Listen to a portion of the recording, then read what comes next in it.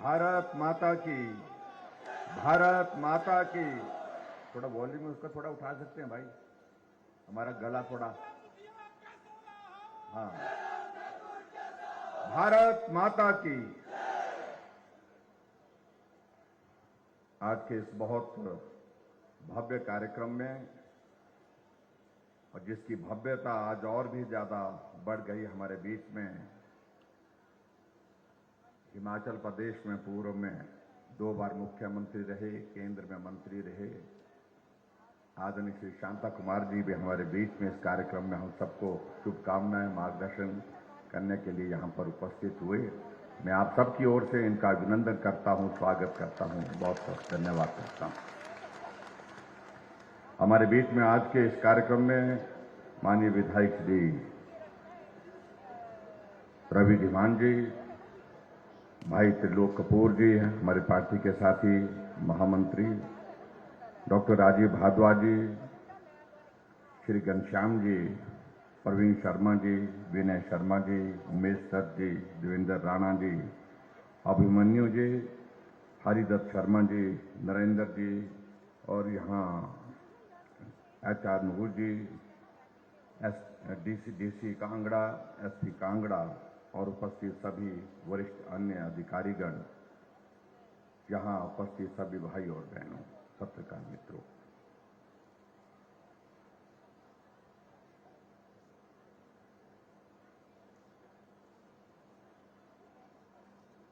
आज फिर से आप सबके बीच में यहाँ पालमपुर में आना हुआ है। ये पालमपुर विधानसभा क्षेत्र राजनीतिक दृष्टि से भी अपना एक अलग महत्व रखता है, अपनी सुंदरता के लिए भी एक अलग पहचान रखता है।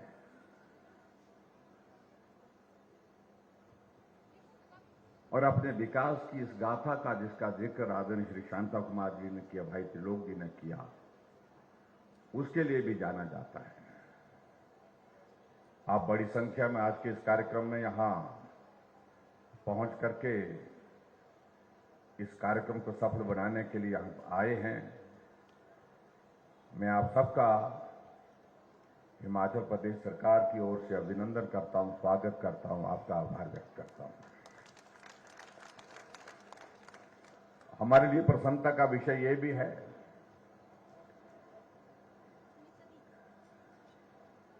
इस विधानसभा क्षेत्र का प्रतिनिधित्व कर चुके आदरणीय श्री शांता कुमार जी उम्र के एक पड़ाव पर हैं, लेकिन फिर भी सक्रिय होकर के आप सबके बीच में आप सबका हौसला बढ़ाने के लिए, आप सबको शुभकामनाएं देने के लिए हमारे बीच में मौजूद हैं। और मुझे इस बात को लेकर के बहुत ही प्रसन्नता है कि पिछले कल ही आपका जन्मदिन था, तो पिछले कल हम सीधे तौर पर तो आपको शुभकामनाएं नहीं दे पाए, लेकिन आज हम सब यहां पर जितने भी बैठे हैं, आपको जन्मदिन की बहुत बहुत बधाई और शुभकामनाएं देते हैं। आप लंबी आयु तक हम सबका मार्गदर्शन करते रहें, आप स्वस्थ रहें, ये हम सबकी कामना है। और मैं इस बात को कह सकता हूं, 88 पूरे होने के बाद 89 वर्ष का प्रवेश किया आपने, लेकिन इस आयु में भी जो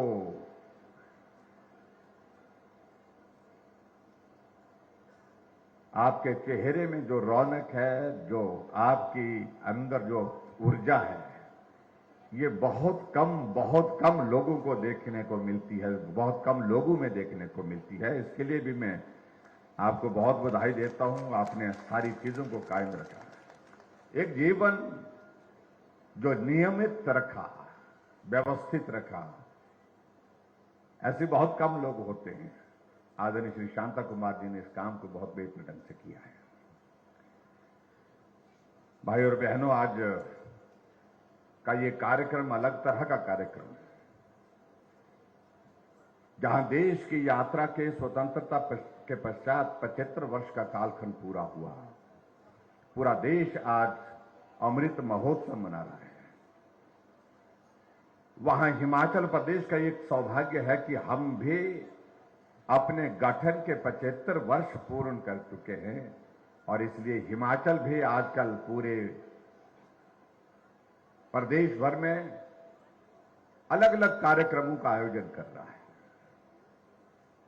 आदरणीय प्रधानमंत्री नरेंद्र मोदी जी का एक विजन है, काम करने का तरीका है और उन्होंने पूरे देश भर में अमृत महोत्सव के लिए कार्यक्रमों की एक रूपरेखा तय की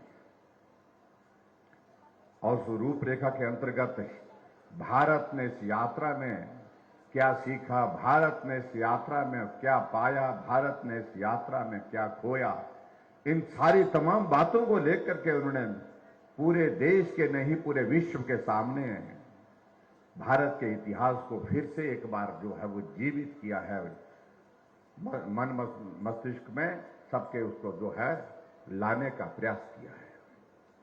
अभी 15 अगस्त का कार्यक्रम था और 15 अगस्त के उस कार्यक्रम में मैं देख रहा था, उस कार्यक्रम की भी भव्यता हो, अलग तरह का कार्यक्रम हो, ये एक भाव था उनके मन में, उनके दिल में।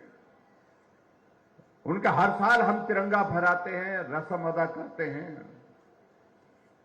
लेकिन अब की बार 75 वर्षों का ये दौर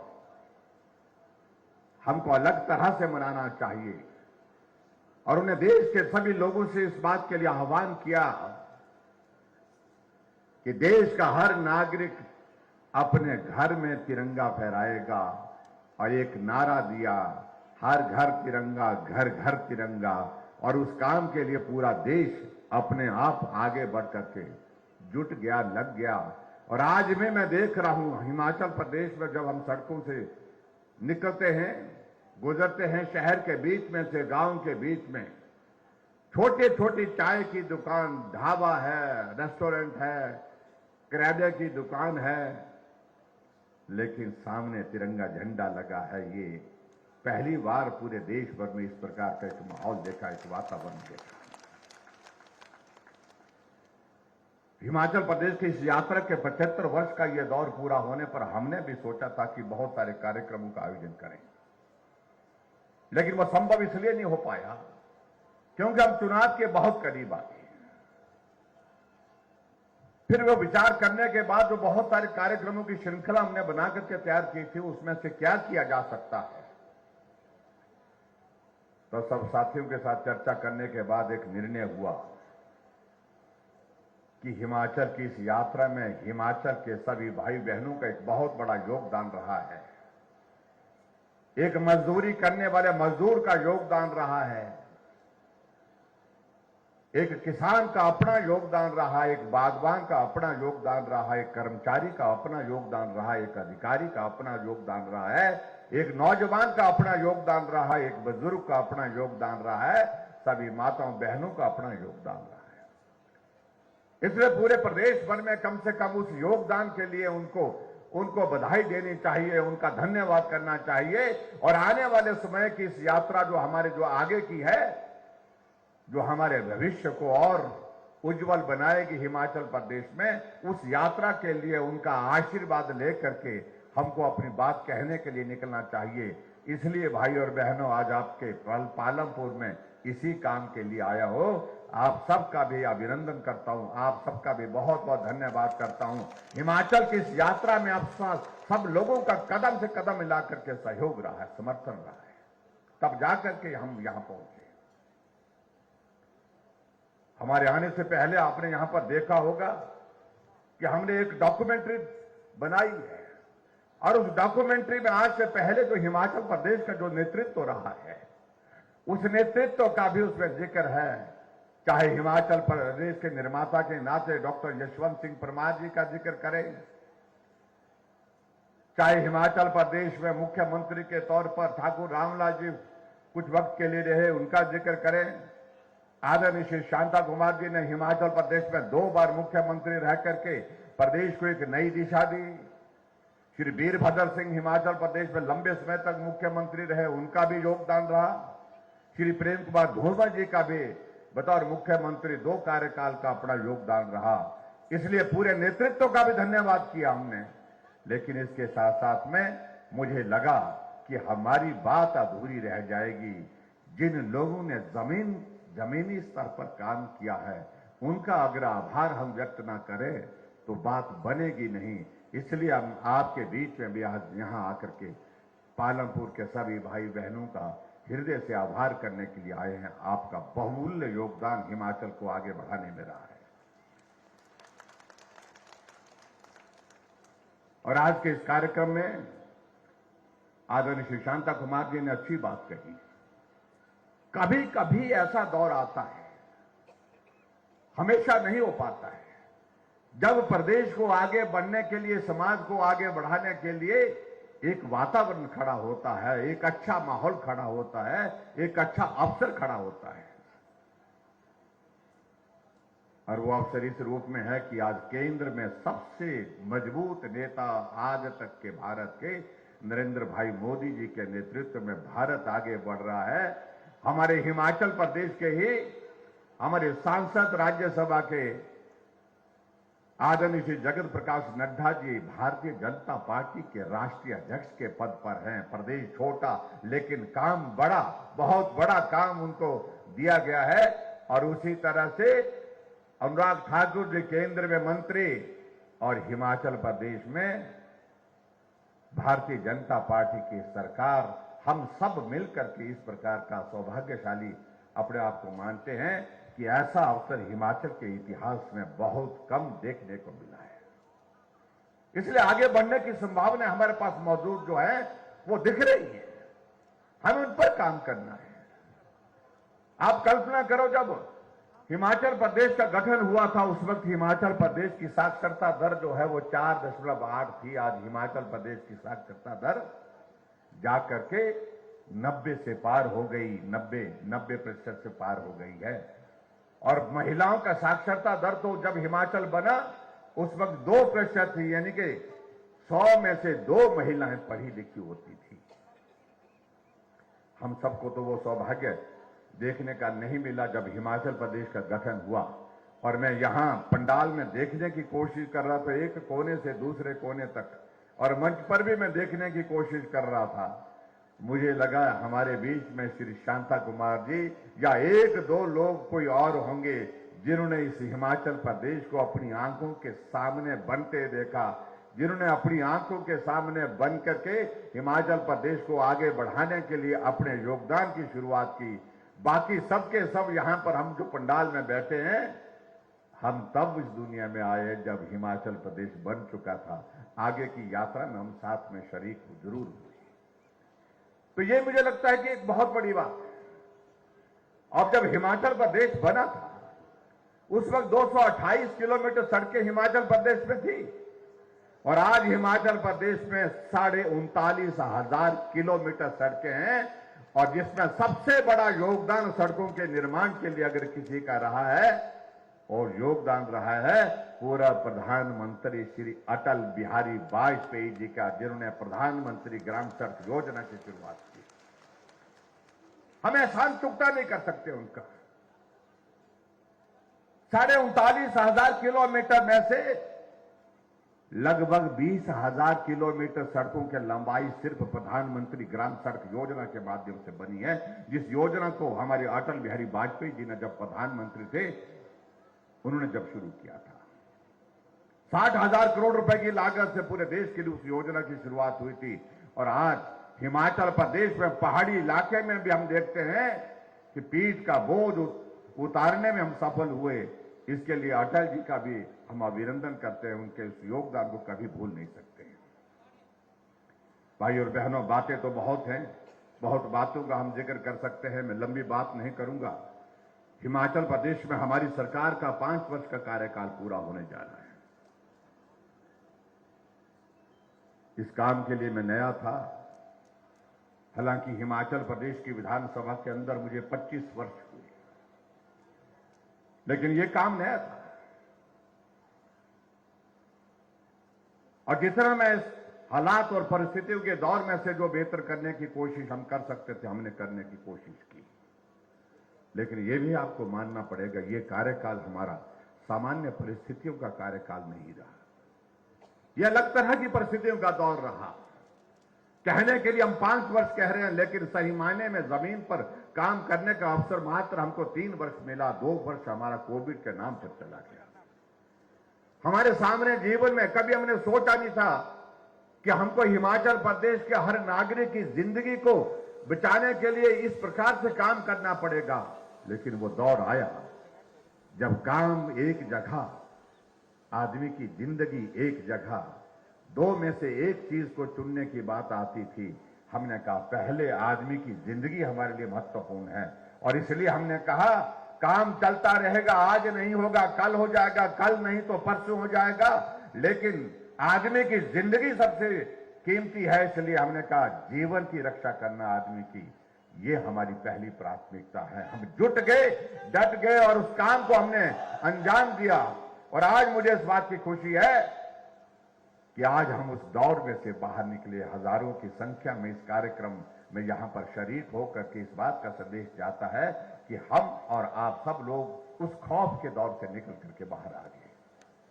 और इसके लिए सबसे बड़ा अगर श्रेय जाता है, आपका श्रेय तो जाता, आपको तो जाता ही है, लेकिन हमारे देश के यशस्वी प्रधानमंत्री नरेंद्र मोदी जी को जाता है, जिन्होंने हौसला दिया, हिम्मत दी कि आप डरिए मत, हम इस दौर से बाहर निकलेंगे।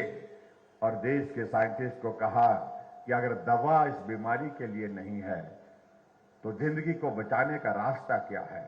तो उन्होंने कहा कि जिंदगी को बचाने का रास्ता एकमात्र है कि वैक्सीन बनानी पड़ेगी। तो उन्होंने कहा तो देर किस बात की, आप जल्दी करिए, जितना जल्दी कर सकते हैं करिए, और जो सहयोग की आवश्यकता सरकार की ओर से है वो सहयोग हम देने के लिए तैयार हैं। साइंटिस्ट रात दिन जुट गए और उसके पश्चात वैक्सीन बन करके तैयार हुई। आज हम यहां पर बैठे हैं, वैक्सीन की 1 डोज नहीं 2 डोज लगाने के बाद यहां पर आनंद के साथ इस कार्यक्रम का हिस्सा बने। और मैं आप सबको बधाई देना चाह रहा हूं कि जब हिमाचल प्रदेश में हमने वैक्सीन के उस अभियान को शुरू किया तो हिमाचल पहली डोज में भी पहले नंबर पर और दूसरी डोज में भी पहले नंबर पर रहा। उसके लिए मैं आप सबको बहुत बहुत बधाई देता हूं।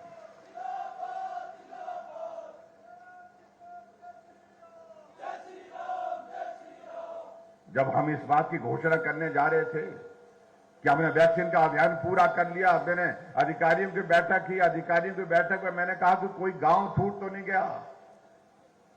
गांव ने संकोच के कारण कहा कि अभी तक 2 गांव रह गए। हमने कहा गांव रह गए तो हम कैसे घोषणा करें कि हिमाचल प्रदेश में हमारी वैक्सीन पहली डोज की पूरी हो गई। बोलते जी वहां जाना आना बहुत कठिन है। तो हमने कहा कौन कौन से गांव, तो एक गांव आपका कांगड़ा जिला का ही बड़ा बंगाल रह गया था, और दूसरा गांव कुल्लू जिला का मलाना रह गया था। हमने कहा तो वहां जाने आने का इंतजाम करते हैं। हमने डिप्टी कमिश्नर से बात की और उन्होंने पूरी हेल्थ की, हमारी डॉक्टर की और सारी नर्सेस की टीम को तैयार किया। हमने कहा जितने भी लोग वहां पर बड़ा बंगाल में है, हेलीकॉप्टर में दवाई डालो, वैक्सीन डालो और जा करके वहीं उनकी वैक्सीन करके आइए। इन्होंने यहां से जा करके बड़ा बंगाल में उतर करके सभी को बुलाया और लगभग 150 से ज्यादा लोग जो वहां पर थे सबको वैक्सीन करके वहां से वापिस आए। और दूसरा गांव मैंने कहा वो तो मलाना, वो तो वहां तो देवता अनुमति नहीं देता। एक मलाना गांव आपको मालूम है, कुल्लू जिला का ऐसा गांव है, वहां एक देवता है जगदम्नी ऋषि। जगदम्नी ऋषि की इजाजत के बिना वहां पर कुछ हो ही नहीं सकता है। हमने डीसी कुल्लू को कहा, हमने कहा आप जाइए, टीम साथ में ले जाइए, देवता से हमारी ओर से प्रार्थना करिए कि जो कुछ भी हम कर रहे हैं आपकी प्रजा के भले के लिए कर रहे हैं, उनके जीवन की रक्षा के लिए कर रहे हैं। देवता मना नहीं करेगा।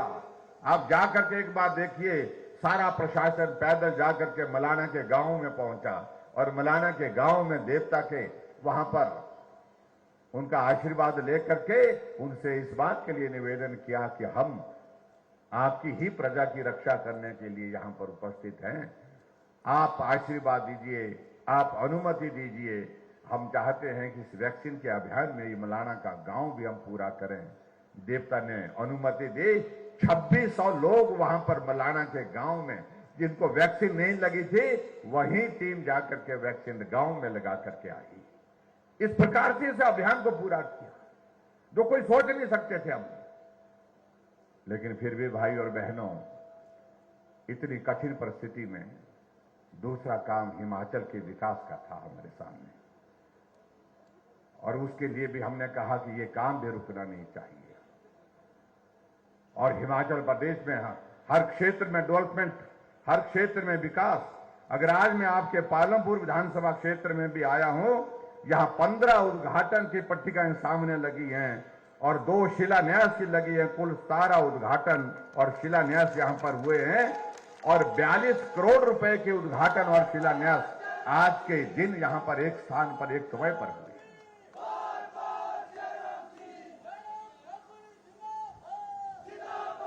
हमने कभी नहीं इस बात को रखा दिमाग में कि विधायक किस पार्टी का है, अपनी पार्टी का है या दूसरी पार्टी का है, लेकिन लोग हमारे हैं, हम इतना जानते हैं।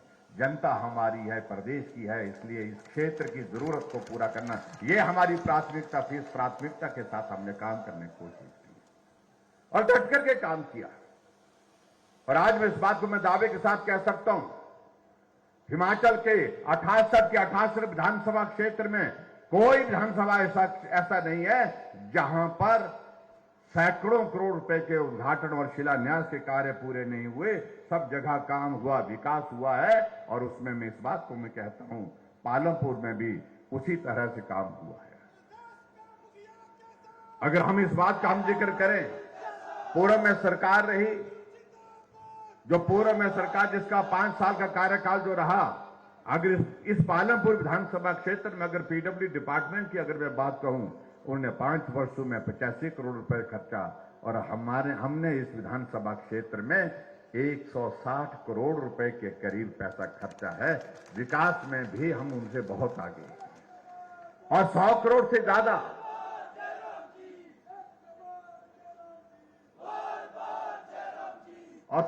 से ज्यादा जो है वो आईपीएच में, जो हमारा जल शक्ति मंत्रालय है, उसमें जो हमने इस क्षेत्र के विकास के लिए पैसा खर्च किया है। इन सारी बातों में अगर हम जाएंगे तो बहुत वक्त लगेगा, मैं उन सारी बातों में जाना भी नहीं चाहता हूं। लेकिन इतना मैं जरूर कहना चाहता हूं कि जहां पूरे हिमाचल प्रदेश में हम लोगों के बीच में काम करते रहे इन 5 वर्षों में, एक बात को लेकर के संतोष है, और वो ये कि हमने जो भी किया है सबसे ज्यादा गरीब लोगों के लिए किया है। गरीब आदमी की मदद कैसे हो सके, ज्यादा से ज्यादा मदद उसकी कैसे हो सके, इस मदद को करने के लिए हमेशा दिन रात हमने परिश्रम किया है। हमने 60 साल से ऊपर के बुजुर्गों का सम्मान करते हुए उनको पेंशन का एक मुश्त प्रावधान किया है, और सबको आय सीमा में छूट देकर के पेंशन का प्रावधान किया है, जो 80 साल से पहले हुआ करता था। पहले पूर्व सरकार में पेंशन 80 साल के बाद होती थी, और हम 60 साल के पूरा होने पर पेंशन का प्रावधान जोड़े हैं।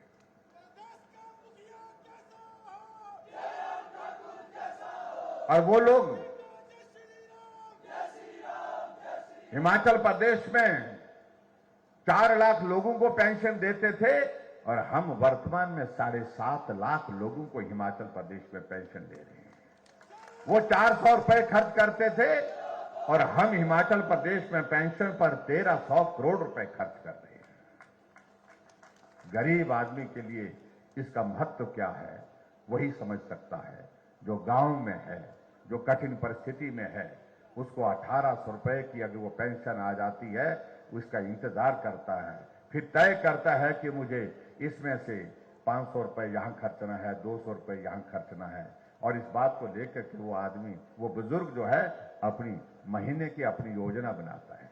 उसके लिए उसका महत्व क्या है, इस बात को वो समझ सकते हैं। या माताएं बहनें बैठी हैं, आदरणीय प्रधानमंत्री जी ने उज्ज्वला योजना की, गैस की योजना पूरे देश भर के लिए चलाई। बहुत जगह गैस के चूल्हे पहुंच गए। एक जगह में कार्यक्रम में गया था, 2 महिलाएं आई, हाथ में एप्लीकेशन लेकर के कहने लगी, हमें भी गैस का चूल्हा चाहिए। हमने कहा गैस का चूल्हा तो मिल ही रहा है, सबको मिल रहा है। उन्होंने कहा हमको नहीं दे रहे हैं। अब गांव की महिला तो गांव की, उसको मालूम लगा, उसको लगा कि भाई हमको मिलना चाहिए था लेकिन ये अफसर नहीं दे रहे हैं आपके। और एक जगह तो आगे बढ़ करके उसने कह दी, जिस भाषा में कहते हैं ना, जो होता है गुस्सा में जो कोई आदमी कहता है, बोलता है तुम्हारे चमचे नहीं दे रहे। मैं एकदम स्तब्ध रह गया। मैंने कहा कि ऐसा क्या हुआ। मैंने महिलाओं को बुलाया, उनकी बात सुनी, अधिकारियों को मैंने पूछा, मैंने कहा इनको गैस का चूल्हा क्यों नहीं मिला। तो उन्होंने कहा, पता किया, सारा उनकी जानकारी हासिल की। फिर थोड़ी देर बाद उन्होंने कहा कि इनके लिए गैस का चूल्हा हम नहीं दे सकते हैं क्योंकि ये उज्ज्वला योजना के इस क्राइटेरिया में नहीं आते हैं, तो इसलिए इनको गैस का चूल्हा नहीं दे सकते। मैंने कहा अगर देना हो तो क्या करना पड़ेगा। बोलते कि प्रावधान नहीं है। मैंने कहा प्रावधान करना हो तो क्या करना पड़ेगा, कि बड़ा मुश्किल है। हमने कहा मुश्किल है लेकिन तो भी करना हो तो क्या करना पड़ेगा। कहा कि इनके लिए हमको प्रदेश की अपनी योजना बनानी पड़ेगी। हमने कहा अपनी योजना बनाने के लिए बैठिए। मैंने अधिकारियों को बुलाया और उसके बाद 3 दिन के बाद बैठक रखी। हमने कहा योजना बना करके रखिए, तैयार करिए। मैं हिमाचल प्रदेश के गरीब से गरीब के घर में भी गैस का चूल्हा पहुंचाना चाहता हूं। किसी गरीब को यह मलाल न रहे कि मेरे पड़ोस में गैस का चूल्हा आ गया लेकिन मेरे घर में नहीं आया। कोई मां, कोई बहन इस बात को लेकर के हीन भावना के साथ अपना जीवन ना बसर करे। इसलिए हमने तय किया हिमाचल में हर घर में गैस का चूल्हा, और 3,35,000 गैस के चूल्हे हमने हिमाचल प्रदेश में हर घर में पहुंचाए। एक भी परिवार हमने नहीं छोड़ा। जो लंबे समय तक सत्ता में रहे कांग्रेस पार्टी के हमारे नेता, उन्हें वो गरीब ना तो दिखाई दिए, ना उन गरीब की पुकार सुनाई। हिमाचल प्रदेश में गरीब लोगों का इलाज कैसे होगा, कोई योजना नहीं थी। श्री विपिन परमार जी है, स्वास्थ्य मंत्री थे, मैंने उनके साथ चर्चा की। मैंने कहा भाई गरीब आदमी बीमार हो जाए उसके लिए सोचो कुछ। उन्होंने कहा सोचना तो है लेकिन अधिकारी कह रहे हैं कि बहुत मुश्किल है, उसके बहुत पैसा खर्च होगा। और एक बार अधिकारियों ने कहा कि एक बार जब शुरू कर देंगे फिर रुकेगा नहीं। हमने कहा रुके ना रुके, लेकिन उसके बावजूद पैसा कम लगे ज्यादा लगे, लेकिन आदमी की जिंदगी से महत्वपूर्ण कोई चीज नहीं है। इसलिए हमने कहा कि शुरू करनी चाहिए योजना। आयुष्मान भारत पूरे देश के लिए शुरू हुई आदरणीय प्रधानमंत्री जी के आशीर्वाद से। बाकी का जिम्मा हमने लिया हिमाचल प्रदेश में। और मुझे आज इस बात की खुशी है, जो हिमकेयर की योजना हमने शुरू की उसके अंतर्गत 3,20,000 से ज्यादा गरीब लोग जो अपना इलाज नहीं कर सकते थे, महंगी भी इस दुनिया में जो अपना इलाज करने में समर्थ नहीं थे, उनका इलाज मुफ्त में उनको स्वस्थ करके उनको घर भेजने का काम किया। काम मुश्किल था लेकिन किया। गरीब लोगों के करीब रह करके हमने इस पीड़ा को, क्योंकि हमने अपनी जिंदगी का बहुत बड़ा हिस्सा उस दौर में से गुजारा है, हमने इस बात को देखा।